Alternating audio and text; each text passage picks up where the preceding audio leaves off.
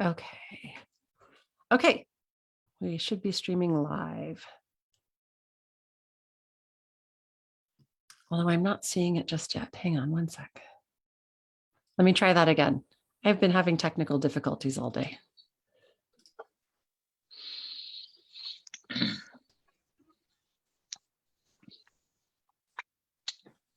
Nope, it says we are.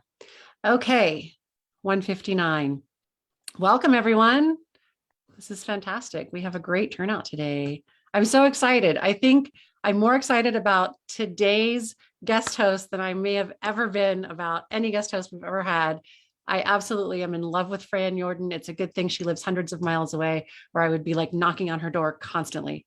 And you know that I'm a huge fan, my dear. So I am so looking forward to just learning whatever you have to teach us, share with us, help us just feel amazing and wonderful and get in touch with our own sensuality. So without further ado, as we are stepping into the month of love, February, I figured who better to help lead us into this lovely month of sensuality and sexiness than Freja Njorden, the hostess with the mostess. Take it away, darling. Well, thank you very much. That's a huge introduction to live up to. Some years ago, when I was relatively new to hypnosis, actually almost brand new to hypnosis, a lady came to see me and she said that she'd had a spontaneous Kundalini awakening. I'm not sure if you're familiar with that, but where the energy that supposedly lies in the base of your spine kind of rises up through your body, and there can be all kinds of really strange symptoms or sensations. And she experienced this full body orgasm in the car. And she kept on feeling it. Like she kept on feeling these waves and waves for weeks and weeks after. And she wanted to know what was going on. And so she made an appointment with me. And then she also told me that she was essentially experiencing, trigger warning here, okay, so marital rape for the last 5 years, and couldn't even stand to look at her husband. She described him as a monster. She spent a long time talking about this, and said he would engage in brutish activities which she didn't like, and she was disgusted by him. And my job as a brand new hypnotist was supposed to be to help her to experience this Kundalini thing again, to understand it, as well as, you know, that was kind of like the way she sneaked in the door, fix her marriage and somehow rehabilitate what was going on between her and her husband within a session or two. And I was like, okay, great. This is a big job.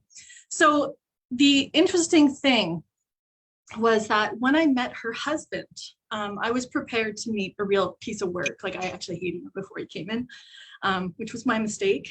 And he was actually a really kind, sweet, down-to-earth, simple guy who was madly in love with his wife and in tears because for years now, he had no idea what to do to make her happy. He was trying everything under the sun. He wouldn't even, this is a little off color, but he wouldn't even look at porn unless it looked like her and kind of acted like her a little bit. Like he was so into her and desperate to know what he could do to make her happy.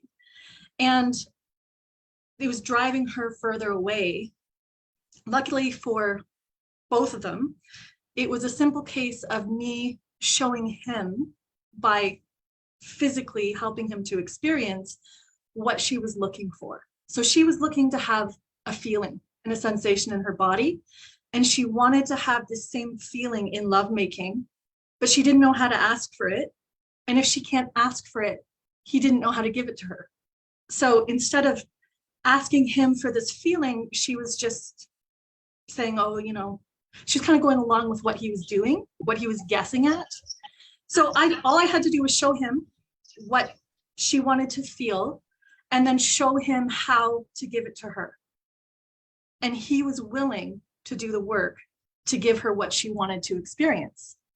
And the interesting thing about this story comes up again and again, like copies of this story, because she was honestly willing to let go of this marriage over and a man who worshiped her and would have done anything for her rather than make herself uncomfortable enough to ask for something vulnerable.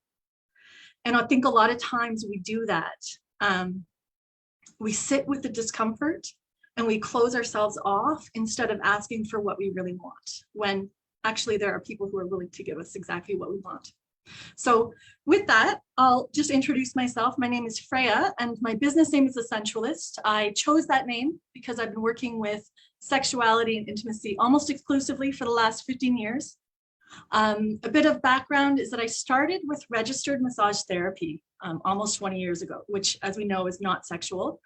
But I had a private obsession with everything related to sex. So on the side, I was studying tantric sexuality, Taoist sexual practices, sensual massage, anything I could get my hands on, because it was the thing I was most interested in and most passionate about.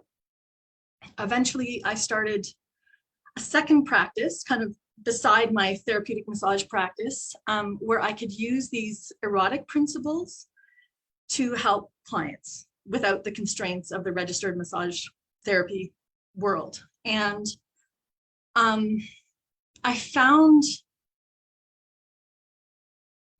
it made such a huge difference in people's lives that I started to go in that direction more and more, because one of the really interesting things about registered massage therapy is that they tell you all their secrets. You know, they're there on the table and they relax and they tell you all this stuff in the personal life. And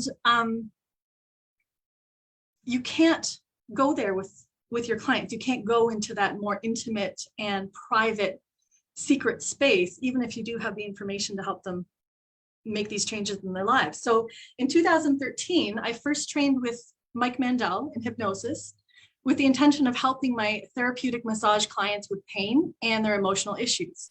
And what I realized was that all of the ritual and mystery in the sacred sexual practice was just state control. It was all just hypnosis.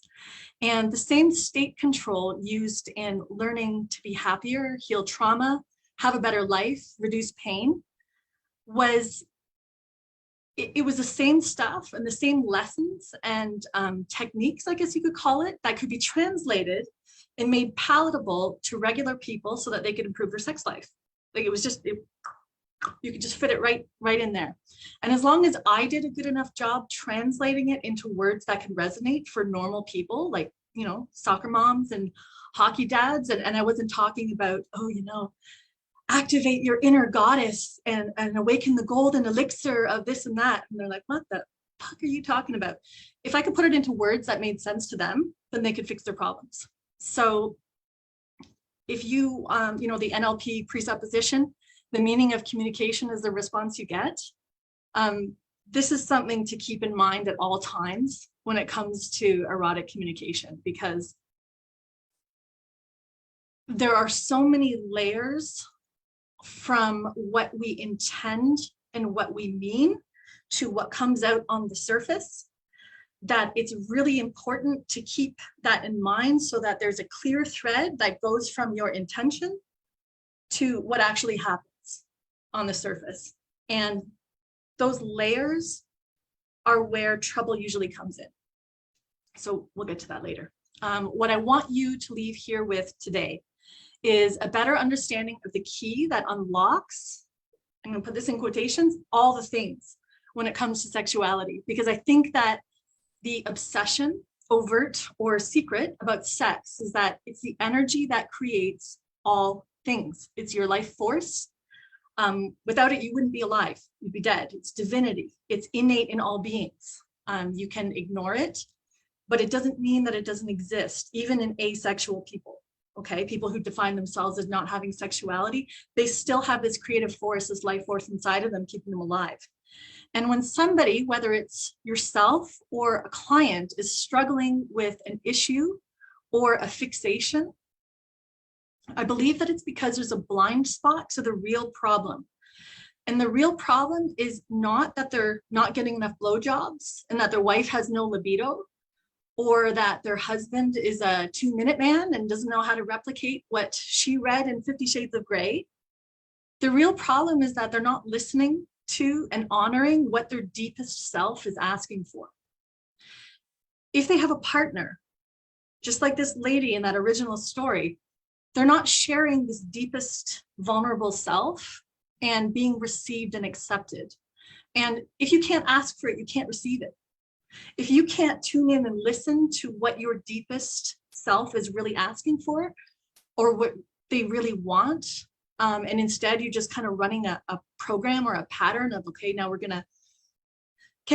gonna shower and shave my legs and make sure I don't smell, and then we're gonna kiss, and then he's gonna rub me in a certain way, and hopefully I'll get turned on, and if not, I'll pretend I will, and then, you know, eventually it'll be over once he comes. You're just running a pattern, and you need to actually become quiet and become present. And this is where the whole trance facilitating sexual intimacy comes in, and go into a trance and find out what your deepest self is asking for, and then ask for it. And there's also, you know, that's attuning to yourself. And then equally, once you have attuned to yourself, you attune to your partner in exactly the same way. And in that way, there's this give and take where you're both attuning to each other and giving each other what you want. And it's 100% fulfilling. So I understand that you're all hypnotists and this information can be used with your clients. I'm going to speak to you as if you're hearing this for personal use. And then you can just take it and translate it for them. It's just perspective shifting. Because the subject is so big, it's easy for me to get distracted and head in multiple directions, because I can go down any road for days and days and days and days of talking. So if you have a question, please write it down, and I will address as many specific questions as I can in a question and answer afterwards. I have a little PDF that I asked Carissa if she could upload it into chat. I'm not sure if she can. If she can't, I'll do it afterwards, because again, I'll lose where I am if I start doing things now. When it comes to the subject of sex, I separate it into 3 pillars or categories, which you can evaluate your level of fulfillment, participation. Oh, that went really big. Hold on a second. I lost where I am. Here we go. Where you can evaluate your. Sorry, I was just trying to give you the screen share so you could put it up, and then it didn't let you accept it or something. So do you want me to screen share that PDF? I can. And that way people are looking at it instead of, they'll see a little tiny you on the side and then a big picture of the PDF. No, because it's going to screen share for me, and then it's going to cover up what I'm reading from. I have to keep myself. Oh, okay. I have to keep Gotcha. No, sorry.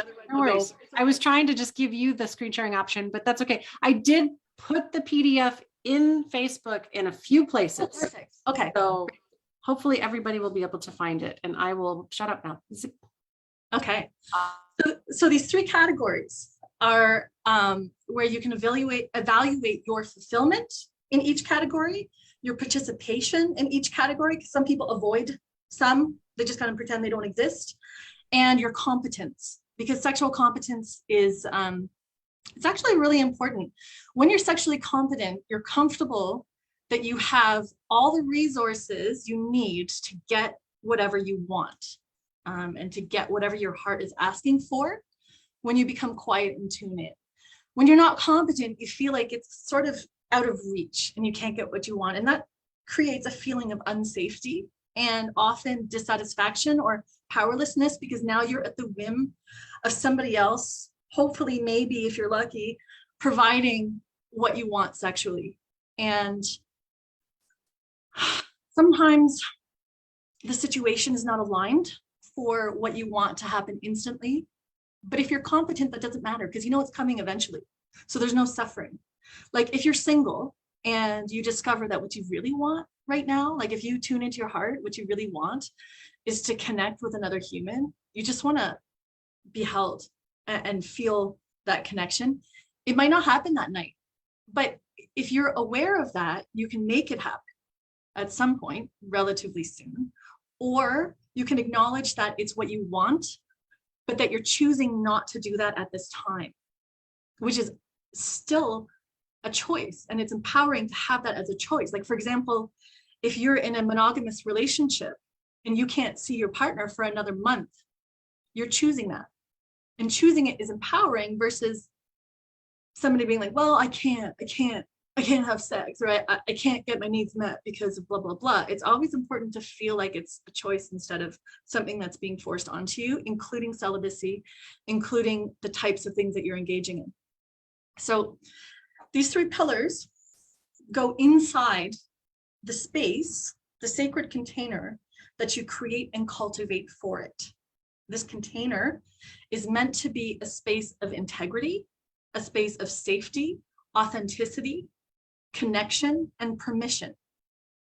And the trance that I'm going to do at the end goes over that. Like, that's what we do in the trance.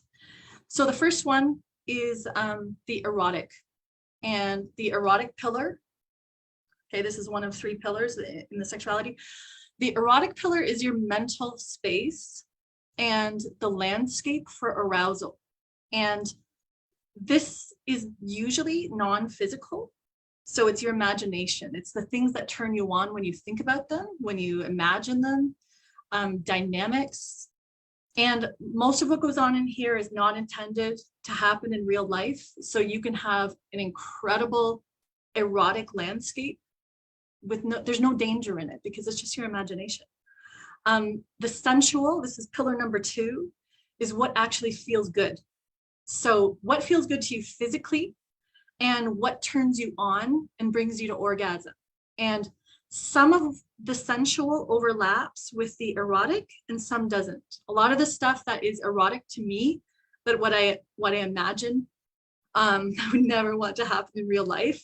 And that's fine. It's just hot. I like thinking about it, or I like imagining it and dwelling on it. And number 3, and you know, sometimes problems happen when people think that the erotic means something and they consider the erotic dangerous. The imagination is dangerous. It's not. And number 3, the third pillar, is hard skills. These are the actual techniques, tools, toys, the ability to wield them, stuff like kissing or genital massage, being able to give or receive oral sex, all the way to playing out scenes with power dynamics using floggers or complicated rope knots. I would put all types of seduction in this hard skills because seduction is a skill. It might come naturally to you, or you may have learned it. A lot of people in the hypnosis world have learned various degrees of seduction. You know what it is? It's just rapport. Seduction is tuning into another human that you're into and connecting with them and then giving them what they need. That's it, really. So 15 years ago, I began to use what I had learned in my studies of sacred sex, as well as massage therapy. I kind of combined them and I started using it on clients, not just for having fun in my private life.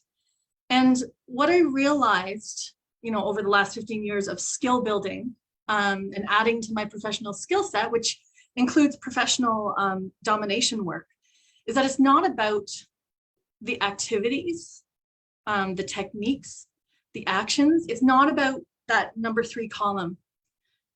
It's about state control. And it's about the feeling that these activities and these actions and these techniques are supposed to bring. So they almost don't matter as long as you get the feeling. Because you can even, if something is threatening, like for example, say somebody's really into rope, tying people up with ropes and making complicated knots and all kinds of stuff. It's a really interesting and creative craft. I don't know anything about it in terms of, I don't know how to do it, but I've seen it. It's really beautiful. And what people who like that kind of thing say is that it puts them into a trance and they enter this space, which is essentially a really, really deep trance. And the tire is in the exact same role as a hypnotist. The tyee, the one who gets tied up, is in exactly the same space as a hypnotic subject. And it's addictive. They love it. And it's often the only time where they let go and experience pure bliss. And, well, you know, there's no anxiety. It's just pure tranciness.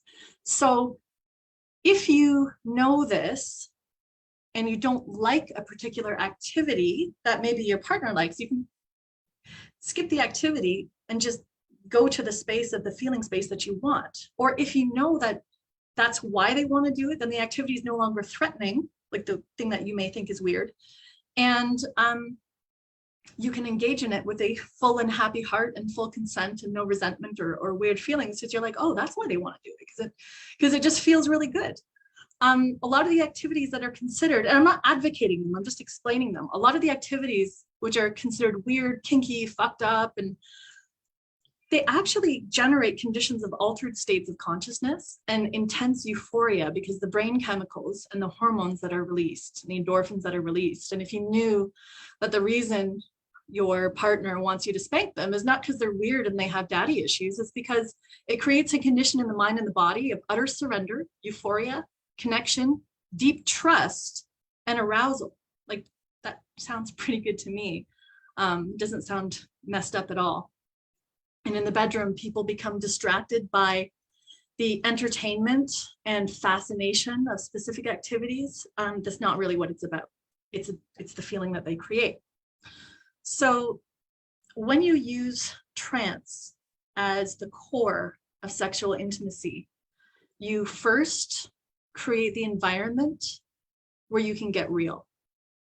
I call it the sacred space. I want to come up with a better name for it, but that's the sacred container where nothing from the outside, which is going to interfere with it, is going to come in here and muddy the waters. This is where you have the ability to go there and be 100% real, 100% vulnerable, where you know you're not going to be judged, and where you can ask for something without fear of repercussion. Because sometimes we don't ask for stuff because we're afraid of the response, whether the response is just no and we don't know if we can handle the no, or whether it's being judged for the thing that we really need and that we really want. So first, create the environment.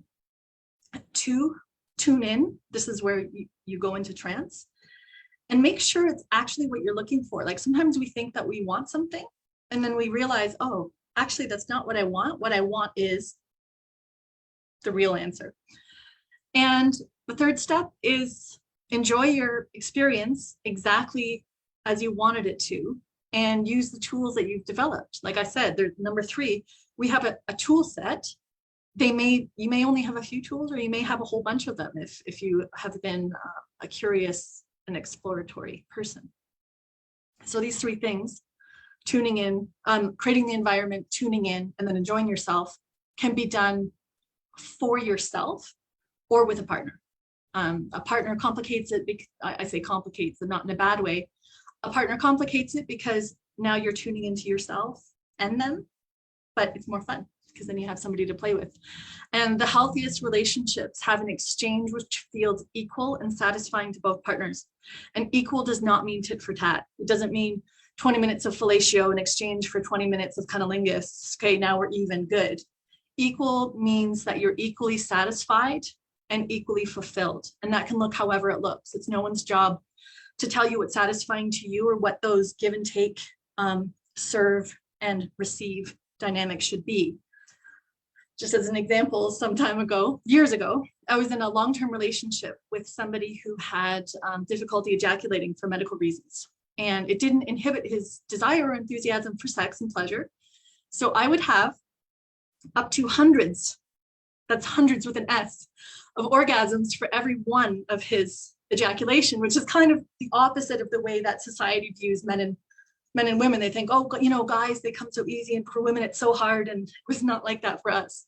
So it was like that. And he was perfectly happy because he loved what we were doing together. And then I taught him how to have non-ejaculatory orgasms, and the ratio shifted. It was no longer hundreds because he could have multiple non-ejaculatory orgasms within a single lovemaking episode. And that is not age dependent, because if you're not ejaculating, even if you're an old guy and you don't have as much vital juices in you, you can still have multiple non-ejaculatory orgasms within a single lovemaking session. And trance is actually, if you go into a trance and you work it, that's the way you achieve that. Just saying that in short form there. So sex is not the goal, it's the tool for connection, and it's the tool for getting that feeling that you're looking for when you want to connect with somebody. And you have to create the container or the environment to utilize the tool of sexual intimacy. And I just want to be really clear. I made this in a Facebook post just a couple days ago, leading up to this thing, but all this sex talk is about not getting more sex or even having sexual intercourse or engaging sexually. It's about the broader scope of intimacy, which can be something like being fully dressed and stroking somebody's cheek with your finger. To experience intimacy and connection if you're engaging with somebody else, and to experience intimacy with yourself and to tune into what your core self is asking for. I think that on a broader scale, this has nothing to do with sexuality, but a lot of our problems and our physical problems, our mental problems and emotional problems are because we're not listening to that little tiny voice deep, deep, deep inside, which is asking for something. Because we have these other stories about what we should be doing. And we have these stories about who we are, how we perform, what we do on a day-to-day basis. And sometimes these stories don't line up with what that little tiny quiet voice inside of us is asking for. And when we don't listen to it, it still makes itself heard, but it makes itself heard in other ways, like physical symptoms, emotional symptoms, or general dissatisfaction or cravings. And you can express yourself and this creative life force through many acts like painting, sculpting, playing or composing music, dance, surfing, rock climbing. There are so many ways to experience our bodies and our inner selves and our creative life force. And the sexual intimacy is just one way. It's an expression, okay? And it's a connection. And when we engage with another human intimately, we could be singing in harmony in a choir of worship, which people think, is as far from sex as you can get. It's still an intimate connection. Singing in harmony with somebody, worshiping the divine it's an innately, you're still utilizing that life force. We could be dancing in social dance, or you could be naked looking to each other's eyes and feeling the sensation of your lover's breath and heartbeat alongside your own. So there are 5 steps to creating this container. And the first one is the foundation for connection. When you lay down this foundation, it is indestructible. And I'm saying that without being dramatic or sensational, like buzzwords like indestructible confidence. If you lay down that foundation, it's the core of all things. Everything sits on top of it. And that sense of safety and security, which you can provide for yourself. A lover can provide it for you within the context of the two of you, and you can provide it for yourself. It doesn't only provide tremendous peace, it sets the environment for potential exploration, because creativity and exploration only happen when you feel safe enough to do so, and when you don't feel judged. If you want to squelch creativity, any kind of creativity, whether that's sexual creativity or whether it's creativity in the workplace, any kind of thing, create some sort of imagined like judging or criticism, it will close down immediately. And if you're finding yourself being not creative sexually, or that your partner, you think you have a boring partner, check the judgment. Because if your partner does not feel safe, they will not be creative or feel safe to express, or even like, you won't even be able to go there in your mind. So give yourself this foundation and you'll feel safe, nurtured, cared for, connected. And it's also a space where, if it's desired, exploration of the creative erotic is now a potential. Step 2 is the sacred space for the connection. So attention is the most valuable currency. Time is the facilitator of that attention. You have to schedule the time to give your attention to this connection. So first is the foundation. Secondly is actually making the time for it. And a lot of people will say, oh, what do you mean scheduling sex? That, inhibits your, that ruins the spontaneity. And I'm saying that the best, like if you want a real intimate connection, it doesn't happen because spontaneously you get a boner and you decide to act on it. Like, you can do that, that's fine. But if you want to have a really, really, really, really good intimate life, you have to make the time for it. And that means scheduling the time and then showing up and creating the space. So scheduling is very important. And even if you think you don't want to do it,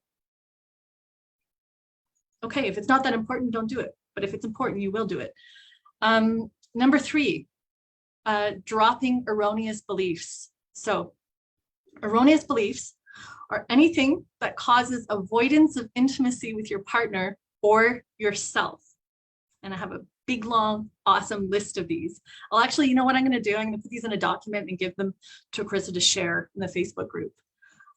So the idea that desire comes first before you can be intimate, and you already have to be horny in order to have an intimacy date, is an erroneous belief. The space comes first. Within the space, that's where you relax, and that's where you can start to do the things that feel sensual, that feel good, and you cultivate the desire. You don't have to have desire first.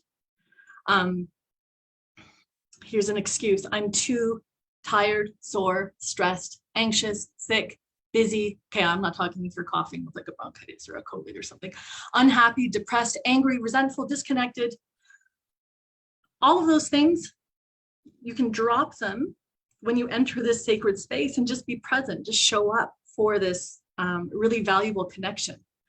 Premeditated future pacing and storytelling about your sexual story. This is another one. It sets up performance anxiety and shuts down desire, and it causes avoidance. So if you're telling the story that something is going to happen, whether that something is, oh, you know, we're going to do this and then I'm going to lose my erection, that creates that cycle where, you know, it's a self-fulfilling prophecy, and then you do lose it. And then you decide, okay, well, you know what, I'm going to avoid intimacy instead of having to deal with this problem.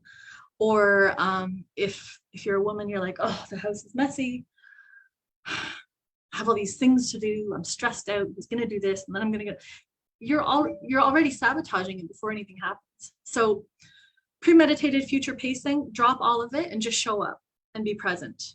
Avoidance can look like being busy, being stressed out, watching TV, scrolling Facebook, always being a helper and caretaking everybody else's problems, managing other people's crises, having physical symptoms such as reflux, insomnia, vaginal pain, vaginismus. Kaz Riley works with this big time.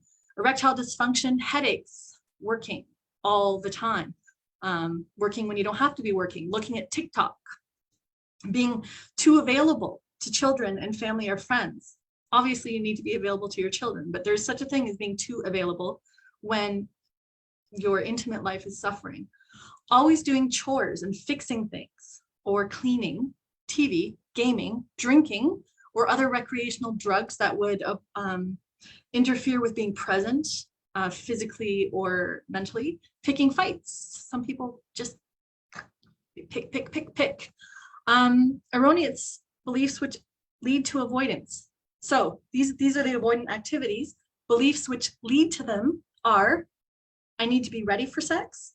I need to have desire. I need to be aroused already. I'm going to have to perform. I'm going to have to get aroused. You don't have to perform. It's not a performance thing. It's a connection thing. There's nothing that actually has to happen when you're connecting intimately. Okay. I'm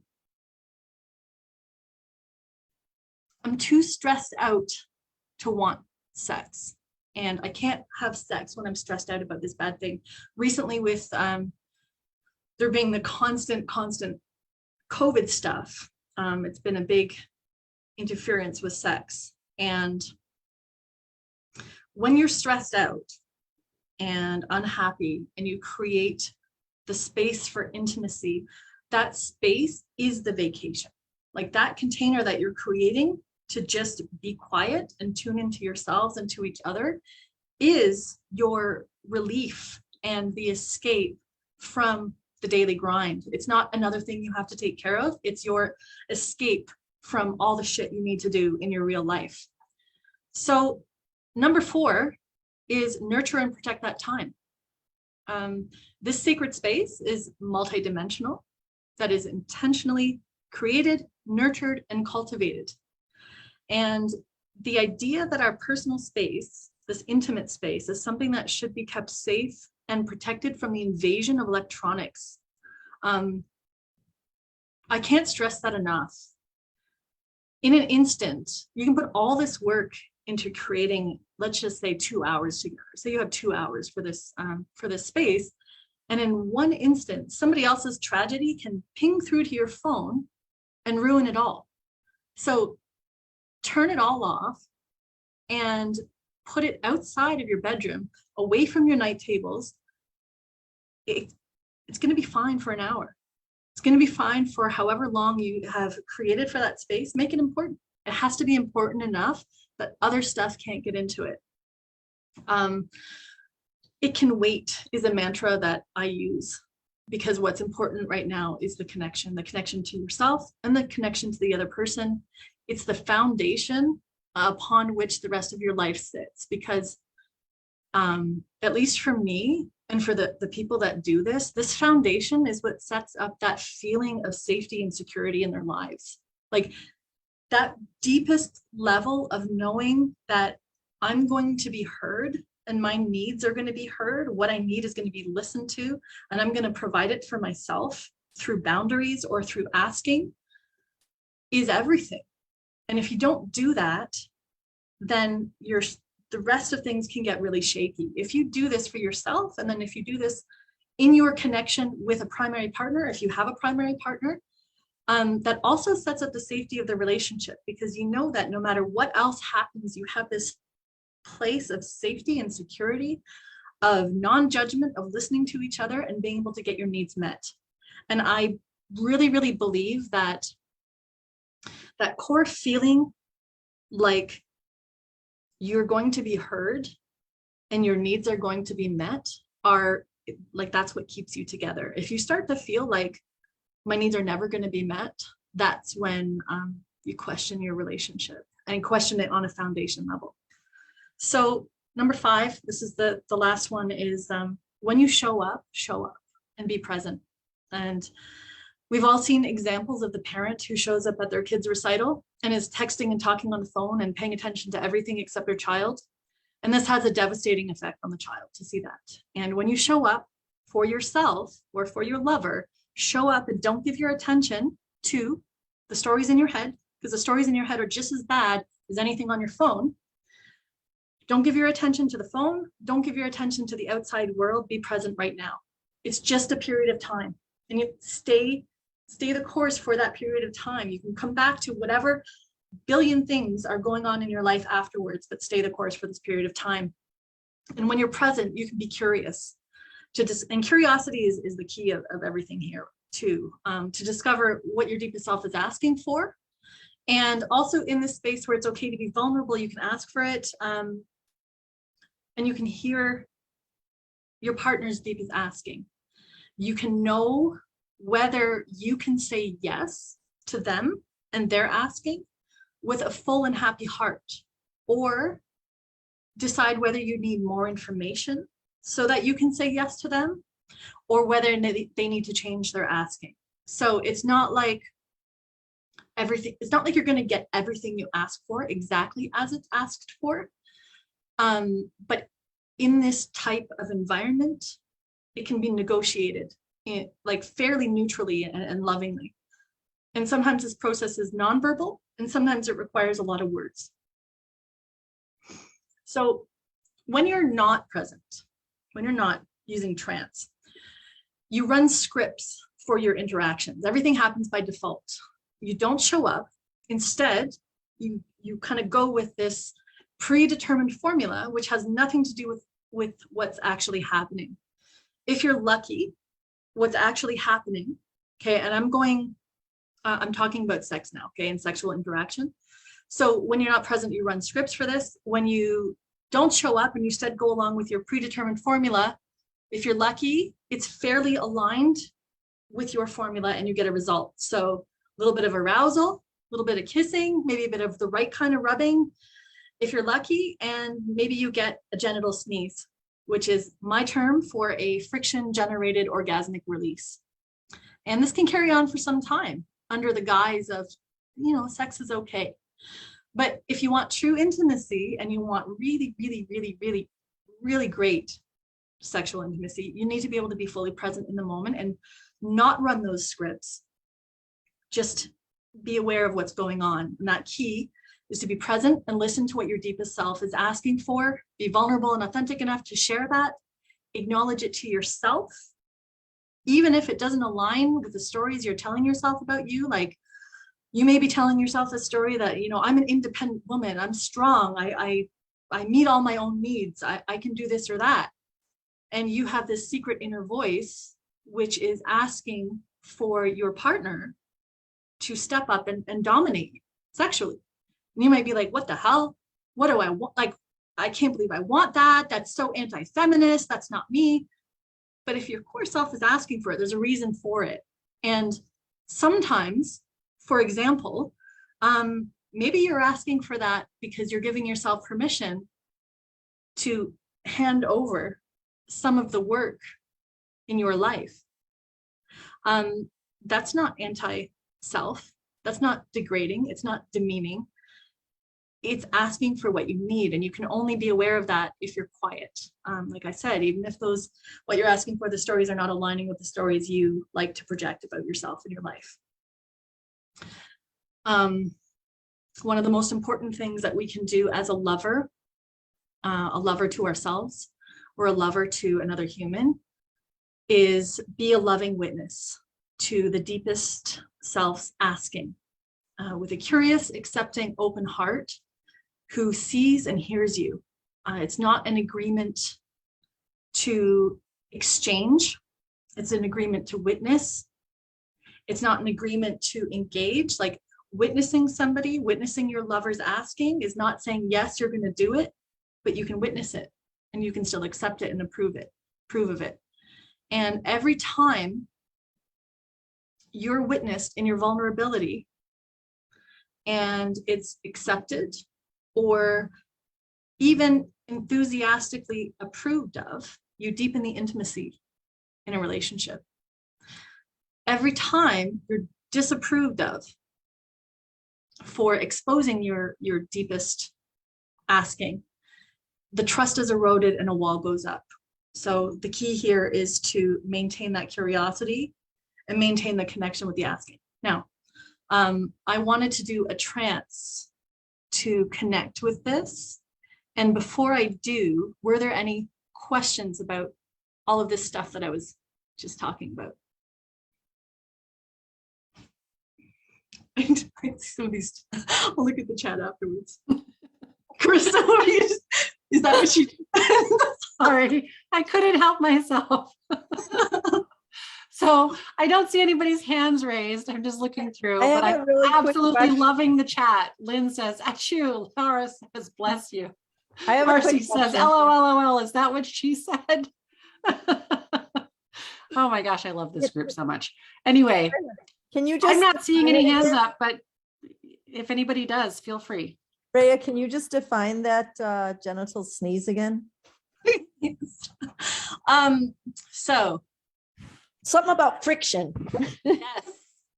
The genital sneeze was my term for a friction generated orgasmic release. I love that. Friction, just kind of rub. Yeah. And then poof. That's it. It's not that fun. It's fine. It's great. Like, you have lots of them, but it's not really the most satisfying thing. So kind of like having lots of little hors d'oeuvres, but like no main entree. Yeah. Nice big T-bone. Juicy one. So since you're all hypnotists, you're already excellent at going into trance. And I'm going to have you now make yourself comfortable.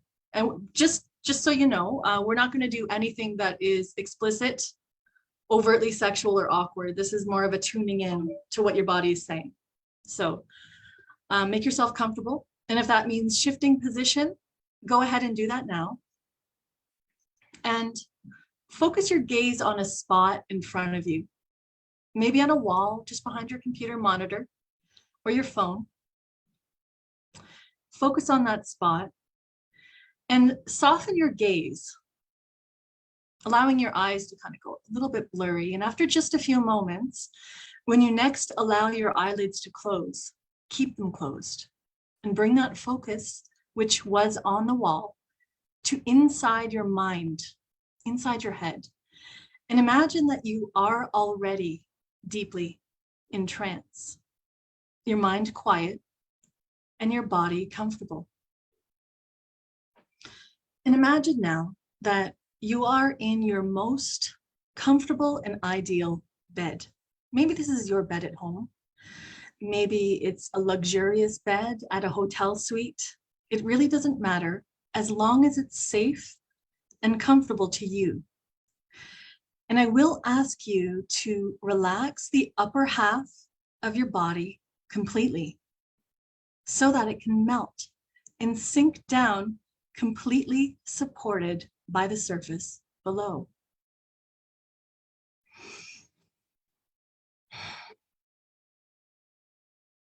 Now relax the lower half of your body completely. I could go through body part by body part, but that's not necessary for you right now. Have you ever felt love, deep love, and compassion for someone or something? Most of us have. Put your hands on your heart, over your chest, and feel that feeling inside of you that feels like love. That's right. Tune in to what love feels like. Find the spot inside of you that houses that feeling. And imagine taking the edges of that feeling and expanding it so that it surrounds your body like a bubble or maybe a force field. Either way, you want it to be a defined space where inside of it is pure love. And pull inside with that love, acceptance, and compassion. So now you are inside of this field of pure love, acceptance, and compassion. And outside of it is all the other things that don't belong in your safe, loving little bubble. So now you're completely comfortable on a cozy bed, cocooned and nestled within a field of concentrated love, compassion, and acceptance. Notice how good it feels. Notice how simple it was to create. Have you ever loved someone or something so much that it felt as if it filled you to complete capacity?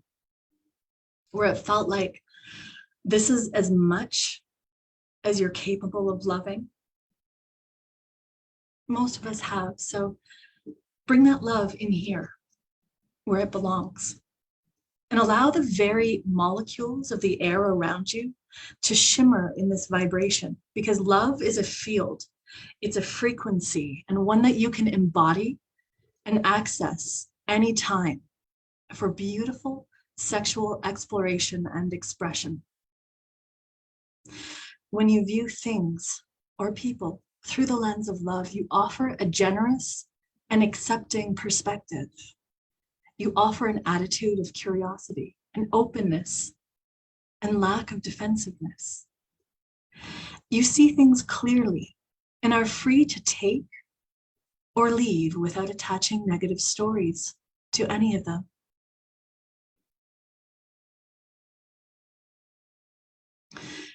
Expand this field now, this bubble, this field of love beyond you to a comfortable size.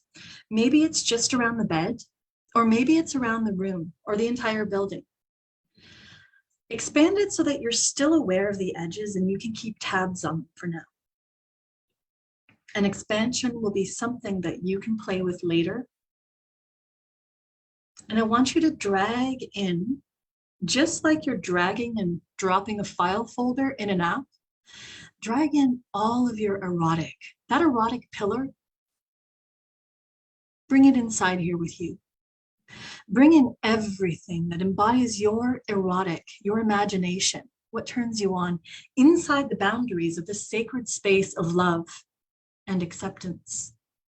You don't have to look at everything in there. Just know it's there to explore. Bring in your sensuality, that pillar of what turns you on physically, touch-wise. Bring in everything and anything that could possibly feel good to your physical body. And bring in your skills, knowing that when you look at any aspect of your sexuality, you do so through the lens of compassion, curiosity, and through the lens of love.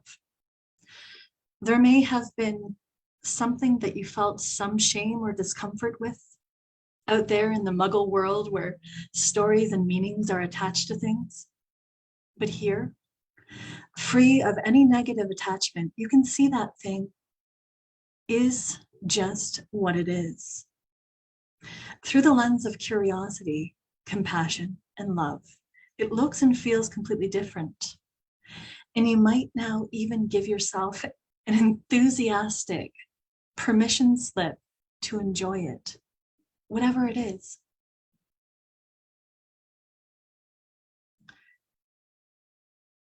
With this permission slip to enjoy what is pleasurable to you and what is erotic to you, bring your attention now to your body,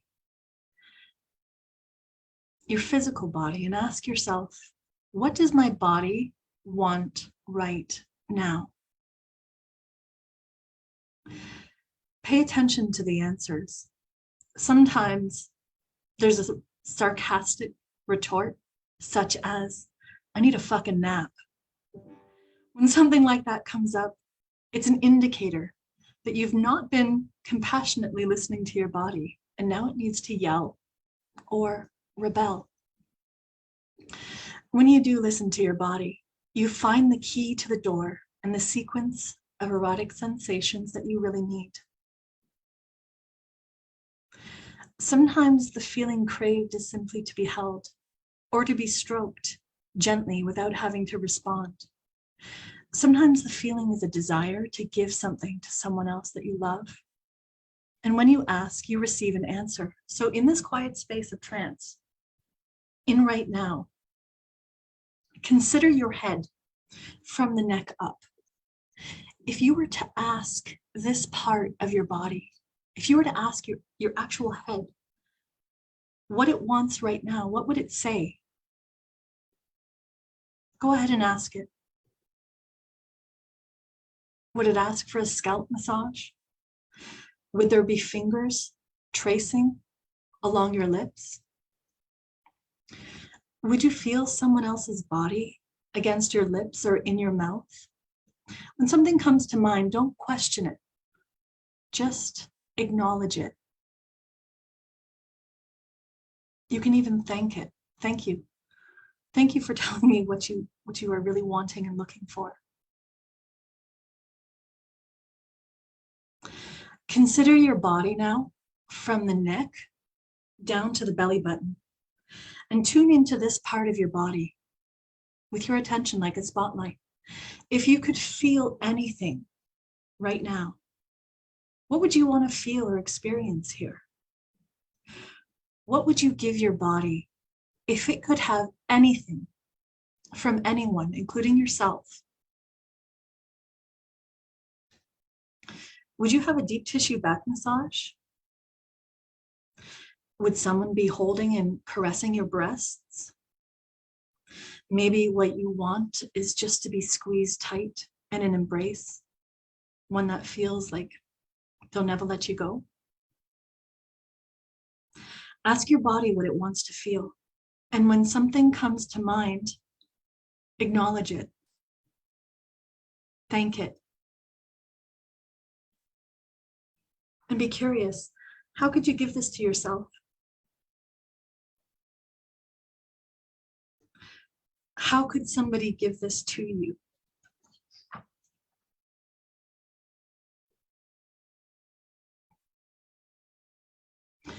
Consider your body from your belly button down to your knees. and tune into this part of your body. If you could feel or experience anything right now, what would you want to feel here? What kind of attention or touch would feel absolutely perfect in the moment, without telling any stories of escalation or what comes next? Since there is no next, there is only now, and what feels perfect in this moment. What do you want to feel? What would be nicest? And imagine now that you were given permission to experience this. And that's simply by tuning in to what you want and feeling it in this space of love and compassion. You were given a yes. Imagine that you were indulged, cared for.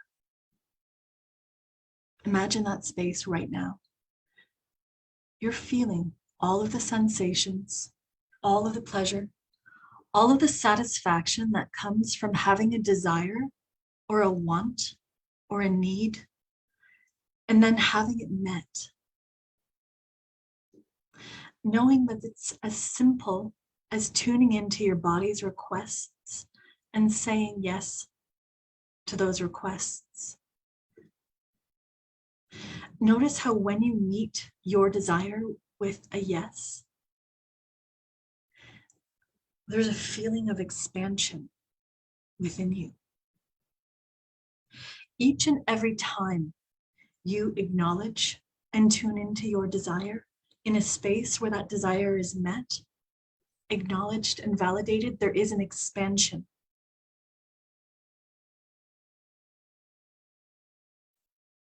Now, bring a real or imaginary lover into this space with you. And without doing anything, imagine that person acknowledging and giving you everything that you wanted to feel. Imagine that it was easy for them. Imagine that the thing they wanted most, that made them happiest, was to indulge you in your desires with a full and happy heart, that their cup was so full and they were so capable of giving you exactly what you want. Imagine that you were so full, so indulged, pleasured and pampered and loved that you just could not wait to make someone else feel this good too. Because usually when we're full, we want to share. Imagine shifting focus now to someone that you have brought into this sacred space with you and beholding them through the divine lens of unconditional love and compassion. Imagine the spotlight of your attention and your attunement zeroing in on that thing that they wished they could feel. And knowing how easy it would be for you to give them exactly what they wanted. Imagine your heart, your body, your mind filled with joy as you fulfilled their heart's desires from your full cup, from your own place of fulfillment, saying yes to what they need. Take just a minute to explore what that feels like.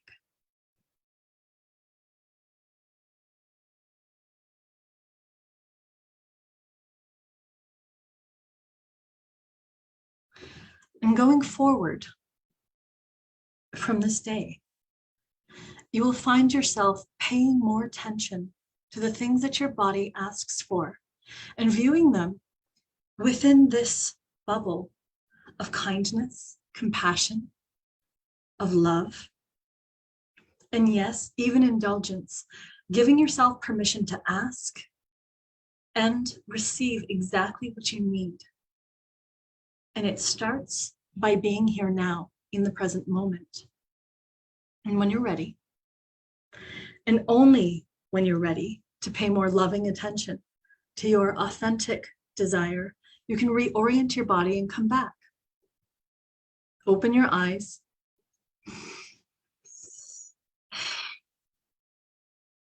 Taking a deep breath and feeling alert and refreshed. So this was a lot of words to say, basically, be here now and be present. And I'd like to be available now to answer any questions that you had on all of the stuff that I just mentioned.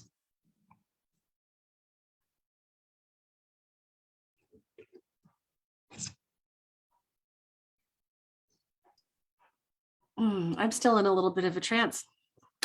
Thank you. I'm just I taking had a question. Sorry. Yeah. Thanks, by the way. I think it's great to pay some attention to this stuff and look at it through, building rapport. I think that's great. Great insight. And I wonder about this being helpful and accepted by people with, having various like different sex drives from each other. Is that something? Thanks. Yes. Can you just clarify what you're asking specifically so I can answer it better? I mean, the idea of creating the safe container and everything, is this something that is getting in the way of people connecting sexually more often because of varying sex drives where they're different from each other? Is that any more clear?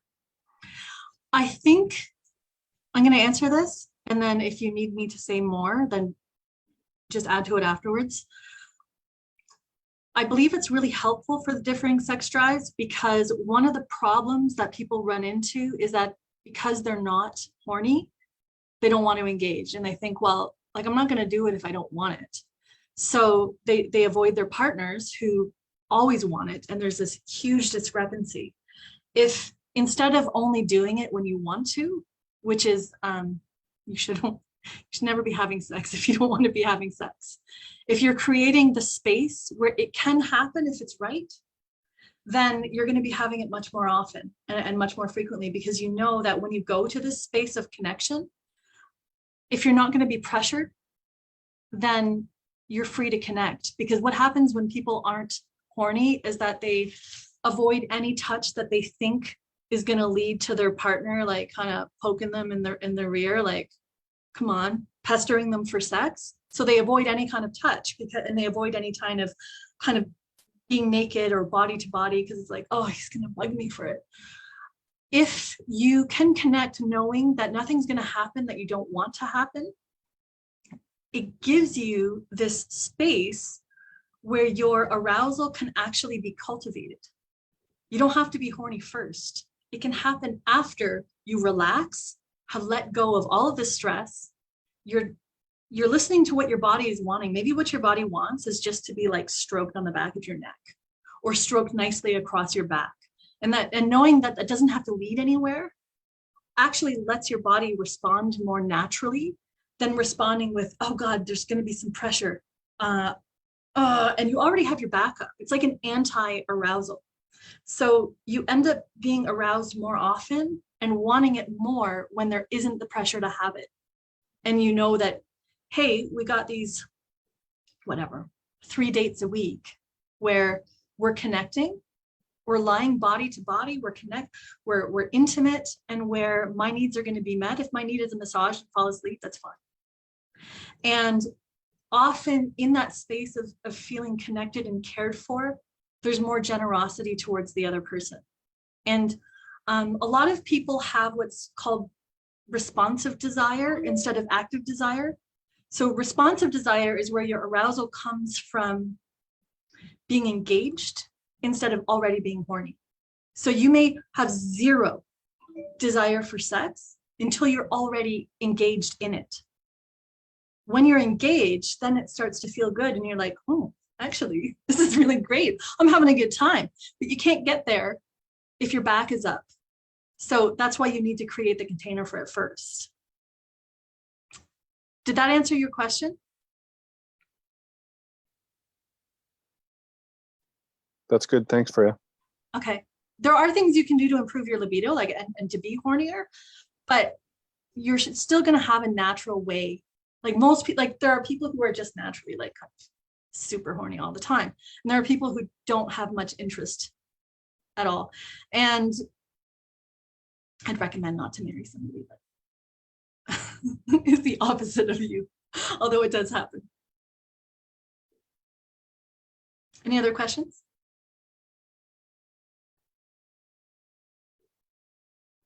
Freya, do you do a lot of couples then when someone comes in thinking that they're going to have you say, let's go with libido? Let's face it, takes two to tango. Do you at some point suggest that maybe you see the partner?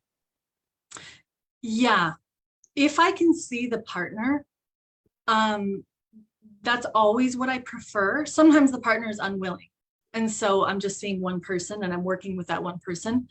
If I can see both, it's always better, because everybody only has their perspective, and very rarely do they have an accurate view of what their partner is going through, especially because there's a huge amount of lying that goes on in relationships, and it's well-intentioned. It's usually there to protect the person that they love, because they don't want to upset them or offend them or make them feel bad. So they don't tell the truth, and they don't give their truth. And this thing that happens all the time, like all the time, is somebody will come in and they'll say, yeah, my husband would never in a million years be interested in this. And like, they're sure that they have this like prudish, virtuous partner who would never be interested in any of these things. And then I'll meet their partner, and you know, he was a secret swinger in his last marriage, or like she was a sex worker, or like so many things where they think, oh, my partner would never be interested in anything different or unique or exciting. And it turns out they have this whole secret sex thing that they were hiding from them. And it's not my job to expose anything ever. But if I can help them meet each other in a space where they can start to bring their truths to each other, then the intimacy can happen. And when, like I said, somewhere in there, when you don't feel judged, then you can start being honest. Like when it's safe, unless it's safe to be honest, you're not going to be honest. You're going to be whatever preserves the relationship. And often that's not honesty. Like if you don't have that space of acceptance for each other, then you have to be dishonest in order to preserve that, or the illusion of safety. Thank you. Perfect.